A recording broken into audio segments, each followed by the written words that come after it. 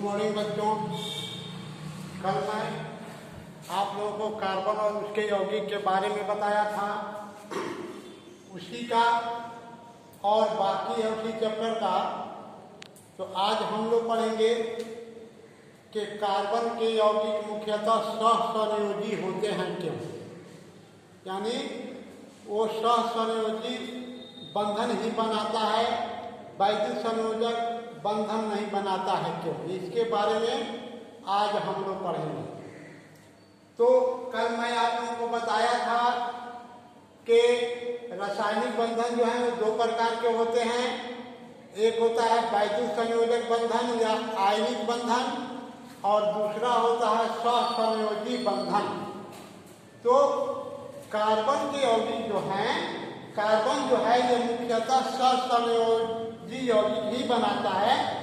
आखिर क्यों? तो देखो, कार्बन के बारे में हम लोग कुछ पढ़ेंगे कि कार्बन का संकेत C होता है। कार्बन का संकेत क्या होता है? C संकेत। और कार्बन का परमाणु संख्या होता है 6। कार्बन का परमाणु संख्या होता है 6, है ना। तो कार्बन का इलेक्ट्रॉनिक विन्यास देखो, ये हो जाएगा 2 और 4।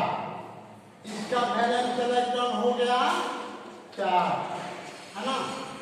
तो कार्बन का ये इलेक्ट्रॉनिक विन्यास देखने से यह पता चलता है कि इसके आउटर मोस्ट ऑर्बिट में 4 इलेक्ट्रॉन है। आउटर मोस्ट ऑर्बिट में कितने इलेक्ट्रॉन हैं? 4 इलेक्ट्रॉन है ना। और इसका इलेक्ट्रॉनिक विन्यास है 2, 4, है ना। तो अब है कि कार्बन को अक्रिय गैस जैसी संरचना प्राप्त करने के लिए, है ना, या तो 4 इलेक्ट्रॉन खोना पड़ेगा या किसी दूसरे परमाणु से 4 इलेक्ट्रॉन ग्रहण करना पड़ेगा, है ना। तो कार्बन, है ना, के इलेक्ट्रॉनिक विन्यास को देखने से ये पता चलता है कि इसके आउटर मोस्ट ऑर्बिट में 4 इलेक्ट्रॉन है।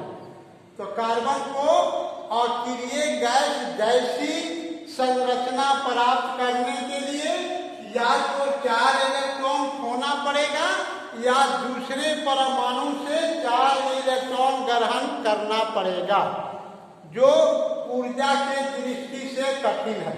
यानी कोई भी परमाणु 4 इलेक्ट्रॉन न खो सकता है और न 4 इलेक्ट्रॉन किसी से ग्रहण कर सकता है। ये ऊर्जा की दृष्टि से कठिन है ना। तो कार्बन परमाणु, है ना, अन्य परमाणुओं के साथ साझेदारी ही करता है ना। तो न 4 इलेक्ट्रॉन खोएगा न 4 इलेक्ट्रॉन ग्रहण करेगा। तो क्या करेगा कि कार्बन परमाणु अन्य परमाणुओं से, यानी दूसरे परमाणुओं से इलेक्ट्रॉनों की साझेदारी करेगा। तो आप लोग जानते हैं कि इलेक्ट्रॉनों की साझेदारी के द्वारा जो बंधन बनता है उसको सहसंयोजक बंधन कहते हैं। इसलिए, है ना, कार्बन के परमाणु जो है मुख्यतः सहसंयोजी यौगिक ही बनाता है। यही कारण है, दूसरी कोई बात नहीं है ना। तो ये अक्रिय गैस जैसी अस्थायी संरचना प्राप्त करने के लिए किसी अन्य परमाणु से, किसी दूसरे परमाणु से 4 इलेक्ट्रॉन की साझेदारी करेगा, है ना, और तब जाकर अस्थायी संरचना प्राप्त करेगा। यही कारण है कि कार्बन परमाणु हमेशा सहसंयोजी बंधन, है ना, ही बनाता है। अर्थात कार्बन के यौगिक मुख्यतः सहसंयोजी होते हैं, है ना। अब है अपरूपता, कार्बन की अपरूपता। तो अपरूपता है क्या? पहले हम लोग इसको जाने कि अपरूपता क्या है। तो कुछ तत्वों में विभिन्न रूपों में रहने की प्रवृत्ति होती है ना। कुछ तत्व जो होते हैं, तत्व में विभिन्न रूपों में रहने का गुण पाया जाता है। इसी गुण को कहा जाता है अपरूपता, तथा विभिन्न रूप को कहते हैं अपरूप, है ना। तो कार्बन के भी अपरूप होते हैं। तो कार्बन के अपरूप में हीरा, ग्रेफाइट, कोक, चारकोल, ये उसके है ना महत्वपूर्ण है ना अपरूप है कार्बन। अब हीरा के बारे में ये सारे है ना बातें जो मैं तुमको बता रहा हूँ, ये सब है ना वीडियो ये नोट्स में बनाकर भेज दिया गया है ना। तो इसको नोट्स में देख लो, इसमें समझाने की कोई बात नहीं है। अब कार्बन क्या है, तो कार्बन जो है, हीरा जो है, ये कार्बन का सबसे शुद्ध रूप है। हीरा क्या है, कार्बन का सबसे शुद्ध रूप है। यह एक बहुमूल्य पत्थर है और इसकी माप जो होती है कैरेट में होती है। इसकी माप जो होती है कैरेट में होती है और एक कैरेट बराबर होता है 0.2 ग्राम। 0.2 ग्राम एक कैरेट बराबर। ये कार्बन, ये हीरा जो है कितना बहुमूल्य पत्थर है कि इसकी माप जो होती है कैरेट में होती है। अब कैरेट के मान देखो कि एक कैरेट बराबर होता है 0.2 ग्राम, है ना। ये कार्बन का है ना अपरूप है हीरा, है ना। अब उसी तरह अब इसका गुण है ना। तो हीरा का गुण क्या है कि ये प्राकृतिक पदार्थों में सबसे ज्यादा कठोर होता है। हीरा जो होता है प्राकृतिक पदार्थों में सबसे ज्यादा कठोर होता है। ऐसे तुम देखते हो कि है ना लोहा भी कठोर है, पत्थर भी कठोर है, ईंट भी कठोर है, लेकिन प्रकृति में जितनी चीजें हैं सबसे अधिक कठोर कौन होता है, हीरा होता है ना। तो ये पहला गुण हो गया कि ये प्राकृतिक पदार्थों में सबसे अधिक कठोर होता है ना। और दूसरा गुण होता है कि इसमें अत्यधिक चमक होती है। क्या होती है, अत्यधिक चमक होती है और यह काफी भारी होता है ना। हीरा जो है काफी भारी होता है। यह विद्युत का कुचालक होता है, यह विद्युत का कुचालक होता है और यह किसी भी घोल में अघुलनशील होता है। यह किसी भी पदार्थ में नहीं घुलता है ना, अघुलनशील होता है। ये सारे गुण हैं, है ना। और ये लाल तप्त अवस्था में ऑक्सीजन से संयोग कर कार्बन डाइऑक्साइड बनाता है ना। यह एक्स किरणों के लिए पारदर्शी होता है। हीरा जो होता है एक्स किरणों के लिए पारदर्शी होता है, लेकिन नकली हीरा जो होता है एक्स किरणों के लिए अपारदर्शी होता है। शुद्ध हीरा जो है, असली हीरा जो है, ये है ना क्या होता है, पारदर्शी होता है। लेकिन नकली हीरा जो है ये एक्स किरणों के लिए क्या होता है, अपारदर्शी होता है ना। अब है इसका उपयोग। ये गुण हो गया, 5-6 गुण है जो तुमको भेज भी दिया गया है। अब इसका उपयोग देखो, तो पृथ्वी के अंदर छेद करने वाले यंत्रों में, पृथ्वी के अंदर छेद करने वाले यंत्रों में इसका उपयोग किया जाता है। कांच काटने में इसका उपयोग किया जाता है, आभूषण बनाने में इसका उपयोग किया जाता है, पत्थरों पर पॉलिश करने के लिए भी इसका उपयोग किया जाता है। ये सब है ना हीरा का उपयोग हो गया। उसी तरह अब कार्बन के मुख्य अपरूप में एक ग्रेफाइट भी है, एक ग्रेफाइट भी है ना। तो ग्रेफाइट भी क्या है कि ये कार्बन का ही एक अपरूप है। यह काला और अपारदर्शी होता है ना। कार्बन का ही एक अपरूप है ग्रेफाइट। यह काला और अपारदर्शी होता है ना। अब देखो इसका गुण क्या है, क्योंकि मैं बताया तुम लोगों को कि हीरा जो है ये बहुत भारी होता है ना। लेकिन ये ग्रेफाइट जो होता है ये हीरा से हल्का होता है, ये हीरा से हल्का होता है और इसमें धातु जैसी चमक होती है। ग्रेफाइट में क्या होता है कि धातु जैसी चमक होती है ना। और यह ऊष्मा तथा विद्युत का सुचालक होता है। ये हीरा के बारे में बताया था कि ये कुचालक होता है, लेकिन ये जो होता है ना विद्युत और ऊष्मा का कुचालक होता है ना। और यह हीरा की अपेक्षा कम क्रियाशील होता है, क्रियाशील होता है ना। लेकिन हीरा की अपेक्षा जो होता है कम क्रियाशील होता है, ये भी है ना ऑक्सीजन में जलकर है ना कार्बन डाइऑक्साइड बनाता है। यानी हीरा भी ऑक्सीजन में जलकर कार्बन डाइऑक्साइड बनाता है और ग्रेफाइट भी ऑक्सीजन में जलकर कार्बन डाइऑक्साइड बनाता है ना।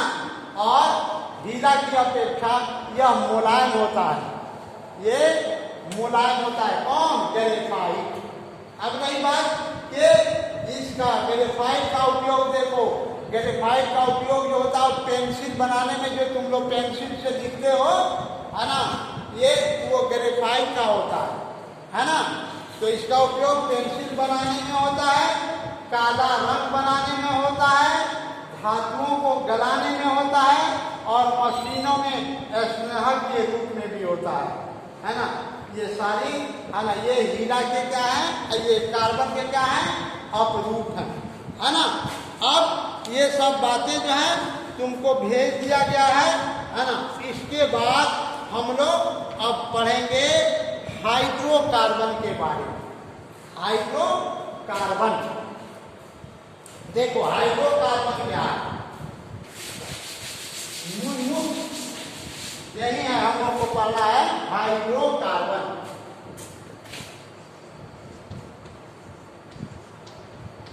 हाइड्रोकार्बन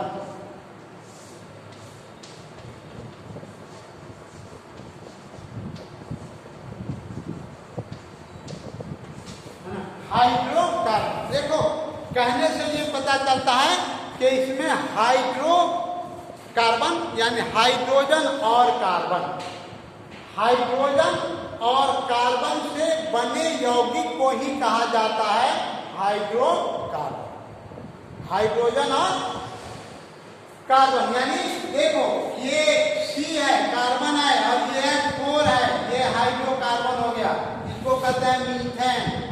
उसी तरह ये C2H6 ये हो गया ethane, C3H8 propane, C4H10 butane. ये यानी हाइड्रोकार्बन में कार्बन और हाइड्रोजन होगा, इसके अलावा कुछ नहीं होगा, है ना।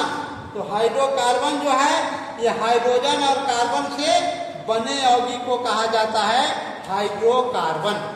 अब ये हाइड्रोकार्बन जो है ये मुख्यतः 3 प्रकार के होते हैं। हाइड्रोकार्बन जो होते हैं मुख्यतः 3 प्रकार के होते हैं, है ना। एक को कहता है संतृप्त हाइड्रोकार्बन, सब भेज दिया गया है देखो, संतृप्त हाइड्रोकार्बन।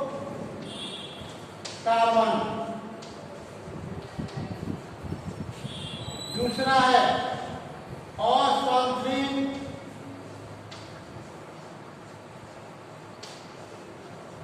हाइड्रोकार्बन।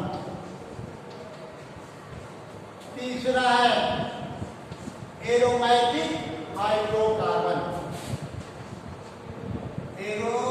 एरोमेटिक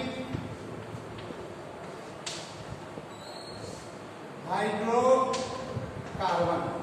ये हाइड्रोकार्बन जो है ये मुख्यतः 3 प्रकार के होते हैं, है ना। यानी संतृप्त हाइड्रोकार्बन, असंतृप्त हाइड्रोकार्बन और एरोमेटिक हाइड्रोकार्बन, है ना। तो संतृप्त हाइड्रोकार्बन क्या है? संतृप्त हाइड्रोकार्बन क्या है? तो वे हाइड्रोकार्बन जिसमें कार्बन के सभी परमाणु जितने भी हो सभी आपस में एकल बंधन द्वारा जुड़े रहते हैं, है ना। इसी को कहा जाता है संतृप्त हाइड्रोकार्बन। वे हाइड्रोकार्बन जिसमें कार्बन के सभी परमाणु आपस में एकल बंधन द्वारा यानी सिंगल बॉन्ड द्वारा आपस में जुड़े रहते हैं, इसी को कहा जाता है संतृप्त हाइड्रोकार्बन, है ना। यह अधिक क्रियाशील नहीं होता है। संतृप्त हाइड्रोकार्बन जो है ये अधिक क्रियाशील नहीं होता है ना। इसलिए इसे पैराफिन भी कहा जाता है। संतृप्त हाइड्रोकार्बन को पैराफिन भी कहा जाता है ना। और IUPAC में इसका नाम अल्केन होता है। अल्केन, है ना। ये है ना हाइड्रोकार्बन की मुख्यतः 3 प्रकार के हो गए, संतृप्त हाइड्रोकार्बन, असंतृप्त हाइड्रोकार्बन, एरोमेटिक हाइड्रोकार्बन। तो संतृप्त हाइड्रोकार्बन के बारे में हम लोग पढ़ रहे हैं कि संतृप्त हाइड्रोकार्बन किसे कहते हैं, है ना। तो वे हाइड्रोकार्बन जिसमें कार्बन के सभी परमाणु, कितने परमाणु रहेंगे, इसमें कार्बन का 1 परमाणु है मीथेन में, ईथेन में कार्बन के 2 परमाणु हैं, प्रोपेन में कार्बन के 3 परमाणु हैं और ब्यूटेन में कार्बन के 4 परमाणु हैं। तो वे हाइड्रोकार्बन जिसमें कार्बन के सभी परमाणु आपस में एकल बंधन द्वारा जुड़े रहते हैं, इसको पैराफिन भी कहा जाता है। संतृप्त हाइड्रोकार्बन को पैराफिन भी कहा जाता है क्योंकि ये अधिक क्रियाशील नहीं होता है। और इसका समान सूत्र जो होता है संतृप्त हाइड्रोकार्बन का समान सूत्र होता है CnH2n+2, इसका समान सूत्र है, सामान्य सूत्र, है ना। IUPAC में, है ना, इसका नाम, है ना, अल्केन होता है। IUPAC में इसे संतृप्त हाइड्रोकार्बन को अल्केन कहते हैं, अल्केन, है ना। IUPAC international union of pure and applied chemistry, है ना। तुम जानते हो, है ना, कि, है ना, किसी भी बच्चे का, है ना, घर का अलग नाम होता है और स्कूल का अलग नाम होता है ना। उसी तरह इसमें भी 2 नाम होते हैं, एक जनरल नाम हो गया और एक हो गया IUPAC international union of pure applied and chemistry में, है ना, संतृप्त हाइड्रोकार्बन को कहा जाता है अल्केन। इसको संतृप्त हाइड्रोकार्बन, इसको अंग्रेजी में कहते हैं सैचुरेटेड हाइड्रोकार्बन। अंग्रेजी में संतृप्त हाइड्रोकार्बन को कहा जाता है सैचुरेटेड हाइड्रोकार्बन, है ना। और IUPAC में इसी संतृप्त हाइड्रोकार्बन को कहा जाता है अल्केन, है ना, अल्केन कहा जाता है। अब इसका प्रथम सदस्य जो होता है संतृप्त हाइड्रोकार्बन का, ये मीथेन होता है, दूसरा होता है ईथेन, तीसरा होता है प्रोपेन, चौथा होता है ब्यूटेन। इसी तरह आगे बढ़ता जाता है। अब मीथेन, और इसका समान सूत्र मैं बताया तुम लोगों को कि होता है CnH2n+2।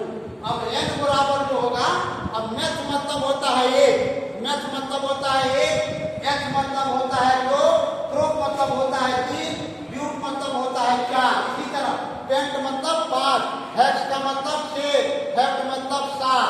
इसी तरह अब, है ना, ये मैथ मतलब 1, तो 1 यहाँ पर रखोगे तो C1H2 गुने 1+2। अब देखो C हो गया, 2 1 2 और 2 4 हो गया। तो ये मैथ से हो गया मीथेन, मैथ से क्या हो गया मीथेन। अब n बराबर तुम 2 लेते हो, n बराबर 2, H का मतलब होता है 2, तो n बराबर हो गया 2, तो 2 जब लेंगे तब देखो ये हो जाएगा 2, H2 n का मतलब हो गया 2 और +2, तो ये हो जाएगा C2H2 2 4 4 2 6। तो ये H से हो गया इथेन, एथेन, है ना। उसी तरह अब जिसका भी मान रखोगे, प्रोप मतलब होता है 3 का मान रखोगे इसमें, है ना, सूत्र में, तो ये रहेगा 3 और 3 गुना 6 तो 8, तो ये हो जाएगा C3H8। तो 3, तो प्रोप मतलब होता है 3, इससे इसको बोलता है प्रोपेन। अब ब्यूट मतलब होता है 4, तो 4 मान भरोगे n में तो C4 हो जाएगा। ये 4 गुना 8 2 10, तो C4, है ना, और H10 हो जाएगा। तो हमें ये हो गया ब्यूट से हो गया ब्यूटेन। इसी तरह बढ़ता जाएगा, जितना रखोगे, पेंट मतलब 5, n का मान 5 रखोगे तो H हो जाएगा तुम्हारा 12। गुना करके देखोगे और ये सब उसमें भेज दिया गया है ना। उसको अलग अलग बनाकर भी तुम लोग देख सकते सकते हो। तो ये सारे उदाहरण जो हैं ये संतृप्त हाइड्रोकार्बन के हैं।